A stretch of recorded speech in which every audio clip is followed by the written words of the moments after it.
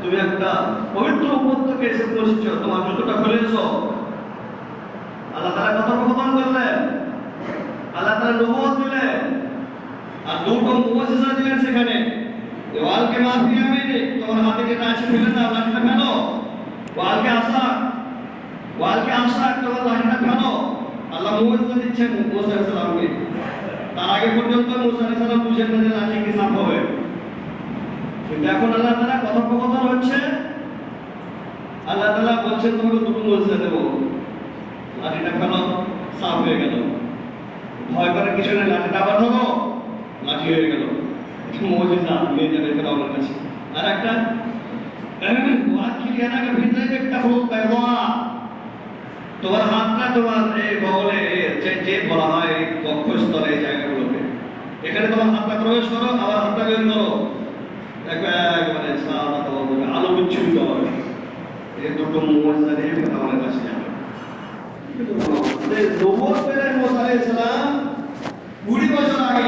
এই যে সাগর পার হয়েছেন, তার 20 বছর ধরে ফেরাউনের কবলে থাকতে হয়েছে। 20 বছর ধরে ফেরাউনের শাসনে নিচে থাকতে হয়েছে, জুলুমের শিকার হতে হয়েছে মুসা আলাইহিস সালামকে, তার পারিশ্রমিক সমস্যা। 20 বছর আগে কথা বদল করেছে। তার 20 বছর পরে আবার আল্লাহ তাআলা মুসাকে ডাকছেন, মুসা পাহাড়ে এসো, তোমাকে আমি কিতাব দেব। ওবারে তো দিয়েছিলেন নবুয়তি, নবী করেছিলেন, মুজিজা দিয়েছিলেন। এবার আল্লাহ তাআলা তাকে কি দিবেন? পুস্তক দিবেন, ঐশী গ্রন্থ দিবেন। وكتبنا له في الألواح من كل شيء موعظة وتفصيلا لكل شيء। প্রত্যেকটি বিষয়ের উপদেশ এবং তাফসীর লিকুল্লি শাই, প্রত্যেকটি বিষয় বিস্তারিতভাবে বর্ণনা ওই তাখতিতে ফিল আওয়াহ ওতে লিপিবদ্ধ ছিল। আল্লাহ তাআলা মুসা আলাইহিস সালামকে দিলেন, তাকে ওয়াদা করলেন এসো তুমি। প্রথমত 30 দিনের জন্য, তারপরে আরো 10 দিন বাড়িয়ে 40 দিন, মোটে 40 দিন। আর বাইরে লাইলা 40 দিনের জন্য আল্লাহ তাআলা ডাকলেন মুসা আলাইহিস সালাম 70 জন বনি ইসরায়েলকে, 70 জনকে নিলেন, চলো আমার সাথে। তারা কিছু দূরে থাকলো। মুসা আলাইহিস সালাম সওম পালন করার দিনে আর ইতিকাফ করেন আল্লাহ তাআলার সান্নিধ্যে, সেখানে ওই পাওয়ার জন্য, কিতাব পাওয়ার জন্য। যখন আল্লাহ তাআলা দিলেন সব কিতাব, আল্লাহ তাআলা বলে দিলেন তোমার সম্প্রদায়কে খুজু বিআহসানিহা সাউলিকুম নারুন। তোমার সম্প্রদায়কে বলবে এর ভালো দিকগুলো যা কিছু তোমাদের উপদেশ দেওয়া হচ্ছে, বিস্তারিতভাবে বর্ণনা করে দেওয়া হয়েছে, এগুলো সুন্দরভাবে গ্রহণ করো। অচিরেই পাশের সম্প্রদায়ের ঘর বাড়ি তোমাদের দেখানো হবে। মুসা আলাইহিস সালাম ফিরে যে 70 জনকে নিয়ে গিয়েছিলেন, তাদেরকে বললেন, মুসা তোমার কথায় বিশ্বাস করি না, তো তুমি নিজে লিখে দিয়েছো। এই কি কথা বলছো তোমরা? আমি নিজে লিখে দিয়েছি। বলা বিশ্বাস করি না। লা নুমিনা লাকা হাত্তা নারাল্লাহ জাহরাতান। তোমাকে বিশ্বাস করি না, তোমার কথায় বিশ্বাস আছে না, যতক্ষণ না আল্লাহকে আমরা সচক্ষে না দেখে নেব দূর পাহাড়ে, ততক্ষণ পর্যন্ত আমরা বিশ্বাস করব না। মুসা আলাইহিস সালাম এক পর্যায়ে বলে ফেলেছিলেন, যখন দর দেওয়া হলো, তো মুসা আলাইহিস সালাম একটু উৎসাহিত হয়ে আল্লাহ করেছেন, রব্বে আলামিন আলহামদুলিল্লাহ, আল্লাহ সবই তো পেলাম, তোমাকে একটু দেখতে চাই। সুবহানাল্লাহ, আবেগে বসে মুসা আলাইহিস সালাম বলে ফেলেছেন আল্লাহকে যে সবই তো পেলাম, তো তোমাকে একটু দেখতে চাই। রব্বে আলামিন আলহামদুলিল্লাহ, আল্লাহ বলছেন লান তারানি, মুসা এটা সম্ভব নয়, আমাকে দেখা সম্ভব নয়। ওয়ালাকিন ইনজুর ইলা জাবাল ফাইন ইস্তাকাররা মাকানাহু ফাসাওফা তারানি। তবে হ্যাঁ, পাহাড়ের দিকে লক্ষ্য করো, পাহাড় যদি টিকে থাকে তাহলে তুমি আমাকে দেখতে পাবে। ফাইন ইস্তাকাররা মাকানাহু ফাসাওফা তারানি, পাহাড়ের দিকে লক্ষ্য করো, পাহাড় যদি টিকে থাকতে পারে ফাসাওফা তারানি, তবে অচিরে তুমি আমাকে দেখতে পাবে। কিন্তু পাহাড় কি টিকে ছিল? আল্লাহ যেমন আলোর ছটা মারলেন, মুসা আলাইহিস সালাম ফাসাইকা, অজ্ঞান হয়ে বেহুশ হয়ে পড়ে গেলেন। আল্লাহ মুসা আলাইহিস সালাম যখন কিছুক্ষণ পরে হুঁশ ফিরলেন, তার কাছে দোয়া করেছেন, ভুল করেছি আমি, এই কথা বলে বা প্রস্তাব দিয়ে বা তোমার কাছে এটা চেয়ে তোমাকে দেখতে চেয়ে আমি ভুল করেছি, আল্লাহ তোমার পাপ থেকে। তো এই মুসা আলাইহিস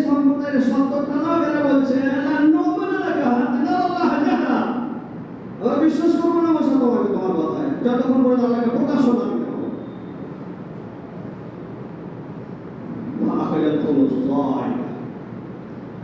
আল্লাহ তাআলা এমন একটা বজ্রপাত করলেন, বজ্রপাত, এমন একটা কঠিন আওয়াজ দিয়ে বজ্রপাত করলেন, সব মরে গেল। আল্লাহ বলছেন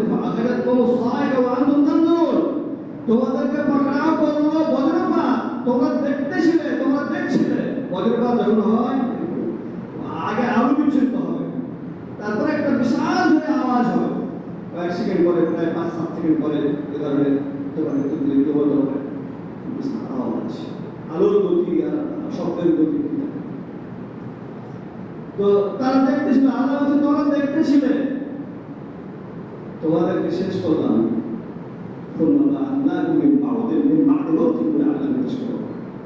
তারপরে আমার তোমাদেরকে জীবিত করলাম, তোমাদের শুক্রিয়া আদায় করতে এত কিছু আল্লাহ তাআলা করলেন। আল্লাহ বলছেন মুসা ওয়া মা আযালাকা আন কাওমিকা, তোমার সম্প্রদায় থেকে তুমি এত তাড়াতাড়ি তুমি আমার কাছে চলে এলে কেন? আজিলতু ইলাইকা রাব্বি লিতারদা, তোমার কাছে তাড়াতাড়ি চলে এসেছি যাতে তুমি খুশি হয়ে যাও। আল্লাহ তোমার কাছে আমার সম্প্রদায়কে ছেড়ে দিয়ে আমার ভাই হারুনের দায়িত্ব থেকে আমি তাড়াতাড়ি চলে এসেছি যাতে তুমি রাজি হয়ে যাও, তুমি খুশি হয়ে যাও আমার প্রতি। লিতারদা আল্লাহ বলেন ফাতান্না কাওমাকা মিন বা'দিকা ওয়া আদাল্লাহু সাবিরি। মুসা রে, মুসা আমি মুসারে বলতে কথা বলা ঠিক নয়, ভাষা বলো বক্তব্য কাটিয়ে ভাষা ঠিক রাখতে হবে। মুসা আমি তোমার সম্প্রদায়কে ফেতনায় ফেলেছি, আজরাসে ফেলেছি, পরীক্ষায় ফেলে দিয়েছি। মিম্বা থেকে তোমার আসার পরে তুমি আমার কাছে এসেছো, আমার সান্নিধ্যে এসেছে তোর পাহাড়ে, ওদিকে আমি তোমার সম্প্রদায়কে ফেতনায় ফেলে দিয়েছি। ওয়াদাল্লাহুমুস সামিরি, ওয়াদাল্লাহুমুস সামিরি, সামিরি তাদেরকে ভ্রষ্ট করে দিয়েছে। এই কি কথা, কি হয়ে গেল? ফালাম্মা রাজা মূসা ইলা কওমিহি গাদবান আসফা, ও রাগান্বিত হয়ে তিনি সর্বই প্রাপ্ত হয়ে সুস্থ আসমানি সেবাত প্রাপ্ত হয়ে তাওরাত প্রাপ্ত হয়ে তিনি যখন গেলেন কওমের কাছে, বলে কি বাবা তোমাদের কি হলো? হারুনকে যে সরাসরি দাঁড়িয়ে হচ্ছে, মাথা চুল ধরছে, তোমাকে বলিনি যে এই সম্প্রদায় তুমি খেয়াল রাখো? হারুন বলছেন লা তাখুযু বিলাহিয়াতি ওয়ালা বিরাসি ইন্নী খুশিতু আন তাকুনা তোমাকে বড় বলেছে মানব থেকে শোনাতে মুসা আলাইহিস সালামের কথা বলেছে যে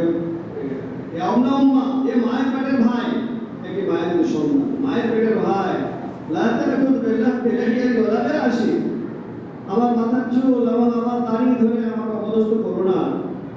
আমি বনী ইসরাইলের মধ্যে এই তফাৎ করে দিইনি, কিন্তু এই পথভ্রষ্ট করেছে সামেরি। কিন্তু সামেরি পথভ্রষ্ট করেছে না? হ্যাঁ, সামেরি পথভ্রষ্ট করেছে। মুসা যাওয়ার পরে সামেরি একটা সুযোগ বুঝলো যে এই বনী ইসরাইল থেকে পথভ্রষ্ট করতে হবে। সামেরি লোকটা কিন্তু মিশরে ছিল না, আসলে ও ছিল পারস্য দেশের কিংবা ভারতবর্ষে গো পূজারী। এই গো পূজারী হচ্ছিল সামেরি। মুসা আলাইহিস সালামের দলে সুযোগ দিয়েছিল, মিশরের বুকে ফিরআউনের দলে ছিল না, মুসা দিয়েছিল। এবং সাগর ডুবের সময় মুসা আলাইহিস সালামের সাথেই ছিল, এই পার হয়ে গেল।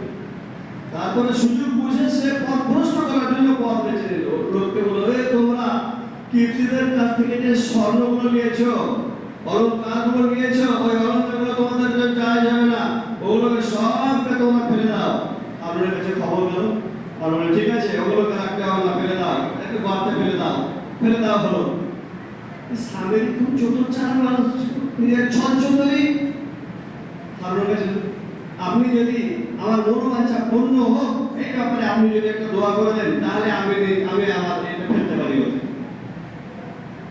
আপনার বুঝতে পারলেন না ছলছলই কি আছে, এর মধ্যে নেফাকি কপটতা কি আছে? তিনি দোয়া করে দিলেন ওর মনোবাঞ্ছা যেন পূর্ণ হয়, পেয়ে গেছে। সুবর্ণ সুযোগকে হাতে লাগালো, এই সময়টাকে হাতে লাগালো। সে ওই যে কি নিয়েছিল সে, যখন ফেরাউন সদা করে ডুবে মরে জিবরাইল সালাম এসেছিলেন, তার ঘোড়ায় চেপে তার ঘোড়া যে জায়গায় পা ফেলতো সেই জায়গায় মনে হচ্ছে যেন সজীব হয়ে উঠছে, যেন কিছু বলছে উঠছে, যেন জীবনের যেন সঞ্জীবনের জীবন ফিরে পাচ্ছে, যেন সেখানে একটা কিছু জিনিস যেন উন্নত হচ্ছে, এরকম মনে হচ্ছে। সে চালাকি করে এতে কিছু কাজে লাগতে পারে, এক মুঠো মাটি নিজের কাছে রেখে নিয়েছে, কিছু কাজে লাগছে। আর এই সুযোগটা সে হারুন রাসূলকে দিয়ে দোয়া করিয়ে নিয়ে কাজে লাগিয়ে দিল। অলঙ্কার করে যত সব ভালো হয়েছে একটা করতে আগুন জ্বালিয়ে দিয়ে সেটা একটা অবয়ব তৈরি হলো, একটা বাসুরের মতো। আর এই মাটিটা সে সেখানে ফেলে দিল, আর সাথে সাথে একটা গরুর বাছুরের মতো হাম্বা হাম্বা করে একটা আওয়াজ শুরু করে দিল। তখন সবাই বলে উঠলো, সামনের সবার জন্য সবাই উঠলো, হাদা ইলাহুকুম ওয়া ইলাহু মূসা ফানাসিয়া।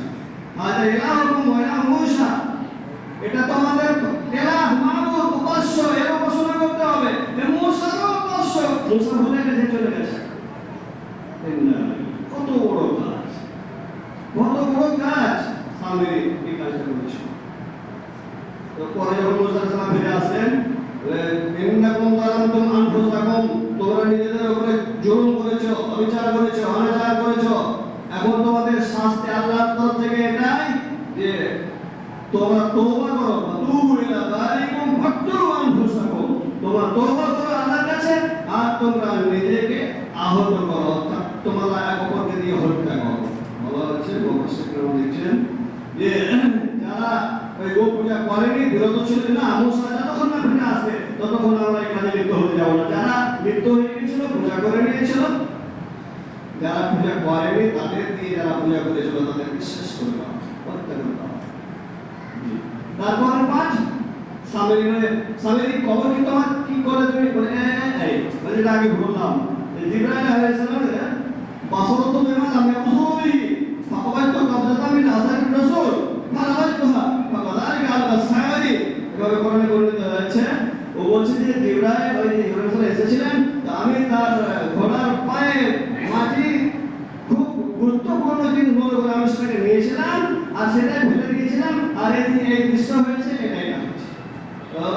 তুমি দুষ্ট করেছো, তোমার কারণে এটা ঘটেছে। ঠিক আছে, সামনে কতগুলো বন্ধ থাকলো, সারা জীবন তুমি বলবি লামে শ্বাস, আর তখন লামে শ্বাস, আমাকে ছিও না, আমাকে স্পর্শ করো না, আমাকে স্পর্শ করা যাবে না, বন্ধ হয়ে গেল। স্পর্শ করবে, স্পর্শ করলে তার জ্বর হবে, বা যে স্পর্শ করবে তাকে জ্বর হবে। ওই জন্য তার মুখ দিয়ে বাক্য এক বলে করে দেওয়া হলো তাকে। কারো সাথে না কথাবার্তা, না উঠা বসা, না চলাফেরা, তো উৎপাস্ত হবে, একদিন ঘুরে বেড়াবে। কত বড় শাস্তি হলো যে ও সারা জীবন আগে বলতে হবে আন্তাকুল লামের শ্বাস, ছোঁয়া যাবে না, ছোঁয়া যাবে না, ছুঁতে দেওয়া যাবে না, ছোঁয়া যাবে না, ছুঁয়েও না। কেউ ছুঁতে আসলে ও কান্নাকাটি করে একা বলে আমি চলে পড়ে যাবে, অসুস্থ হয়ে যাবে। কত বড় শাস্তি দেওয়া। এই বানি ইসরায়েলদের এই ধরনের কাণ্ড। তারপরে আল্লাহ তাআলা তাদের বললেন যে ওই শাম দেশে যেতে চাও, শাম দেশ এখন যাদের নেতৃত্বে আছে সাম্রাজ্য, তারা হচ্ছে আমালিকা, তাদের বিরুদ্ধে যুদ্ধ করতে হবে তোমাদের। এরা বলে না, আমরা পারবো না, সব যুদ্ধ করতে পারবো না। যাও তুমি যাও, তোমার রবটা তোমরা যুদ্ধ করো, বা দুজন মিলে আমরা যেতে পারবো না, আমরা এখানে বসে থাকি। কত বড় উদ্ধত সময় সামনে, মানে এত মুক্তি পেল। আর এখন মুসা সালাম বলছেন যে ওই শহরে যেতে গেলে সিরিয়া থেকে এখন সামদেশ যাবে, তো সামদেশ তখন নেতৃত্বে আছে কাদের, আমাদের কাছে, ওদের সাথে যুদ্ধ করতে হবে, যুদ্ধ করে ওই দেশে তাদেরকে যেতে হবে, আমরা ওসব পারবো না। আল্লাহ তাআলা বলেন ফাইনা মুহাম্মাদুন আরবাঈনা সানা, ঠিক আছে মুসা যাবেন তো? ওরা কথা বললো, ঠিক আছে। শাস্তি স্বরূপ আল্লাহ তাআলা বলছেন মুহাররামাতুন আলাইহিম আরবাঈনা সানা ইয়াতিহুনা ফিল আরদ ফালা তা'সাল আল কওমিল ফাসিক। মুসা ওদের জন্য 40 বছর পর্যন্ত এই বাইতুল মাকদিসে যাওয়াকে হারাম করে দিলাম, যেতে পারবে না, ঢুকতে পারবে না, শান্তি পাবে না। এরা ইয়াতিহুনা ফিল আরদ, তারা পৃথিবীতে জমিনে উৎপাতের মতো ঘুরে বেড়াবে, না আছে কাপড়, না আছে কিছু, আর কিছু না, খাওয়া দাওয়া সবের ব্যবস্থা না, শরণের ব্যবস্থা, কিসের ব্যবস্থা, কিছুই থাকবে না, ঘুরে বেড়াবে। কি করতো তারা? সকাল হলে বেরোতো আর বেরিয়ে ঘুরতে ঘুরতে ঘুরতে ঘুরতে কোন দিকে যাবে? আল্লাহকে হারাম করে দিচ্ছে ওই বাইতুল মাকদিস ঢোকা। কোন দিকে যাবে সে? ওই ঘুরতে ঘুরতে আবার ওই জায়গায় এসে পৌঁছে এখান থেকে সে শুরু করছে। তা আল্লাহ আজাব শাস্তি ইয়াতি রোনা বিলাস, এরা এখানে 40 বছর ধরে উদ্বাস্তের মতো ঘুরবে, এটা একটা শাস্তি। এদের ব্যাপারে তুমি আফসোস করো না অবশ্যই। এই শাস্তি 40 বছর এখানে আছে, 40টা বছর তাদেরকে রোদে পুড়ে তাদের কিন্তু আল্লাহ বড় দয়া করে। আল্লাহ বলছে ওয়াদাল্লানা আলাইকুমুল গামাম ওয়া আনজালনা আলাইকুমুল মান্না ওয়াস সালওয়া। সেখানে যেতে না যেতে সব খাবার দাবার সে সাথে কি খাবে না খাবে আল্লাহই তো বান্দা, আল্লাহই তো বান্দা, আল্লাহ দয়া হয়ে গেল। আল্লাহ বলছে ওয়াদাল্লানা আলাইকুমুল গামাম, আমি মেঘমালাকে তোমাদের উপরে এনে দিলাম। রোদের তাপ, রোদ এত রোদ চড়া রোদ, রোদ খাড়া রোদ, অবস্থা করতে আল্লাহ দয়া হয়ে গেল। আল্লাহ বলছে ওয়াদাল্লানা আলাইকুমুল গামাম, মেঘমালাকে আমি তোমাদের উপরে এনে দিলাম, ছায়া করে দিলাম, ছায়া।